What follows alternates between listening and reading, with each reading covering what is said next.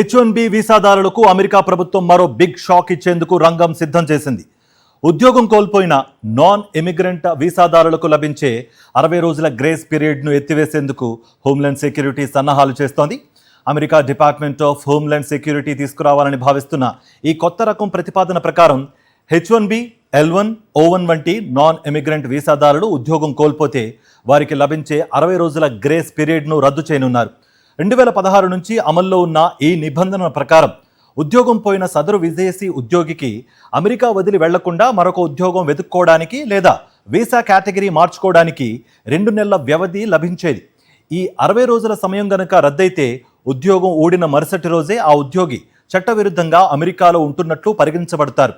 ఒక కంపెనీ నుంచి తొలగించబడిన తర్వాత మరొక ఉద్యోగం వెతుక్కోవడం, ఇంటర్వ్యూలు ఎదుర్కొని కొత్త కంపెనీ ద్వారా వీసా స్పాన్సర్షిప్ ప్రాసెస్ పూర్తి చేసుకోవడం ఎంతో సంక్లిష్టమైన ప్రక్రియ.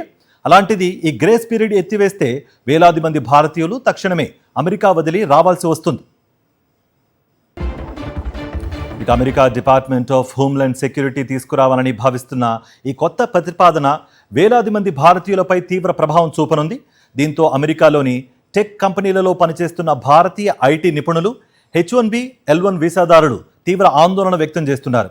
8 వారాల సమయం ఎంతో కీలకమని, ఉన్నపళంగా ఈ గ్రేస్ పీరియడ్ను తొలగించడం విదేశీ ఉద్యోగులపై క్రూరమైన చర్యగా అమెరికన్ వ్యాపారవేత్త జేమ్స్ బ్లంట్ అభివర్ణించారు.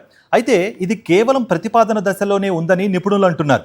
ఈ నిబంధన ఇంకా తుది చట్టం కాలేదని, ఫెడరల్ రివ్యూ, ప్రజాభిప్రాయ సేకరణ ప్రక్రియ తర్వాతే నిర్ణయం తీసుకుంటారని స్పష్టం చేస్తున్నారు.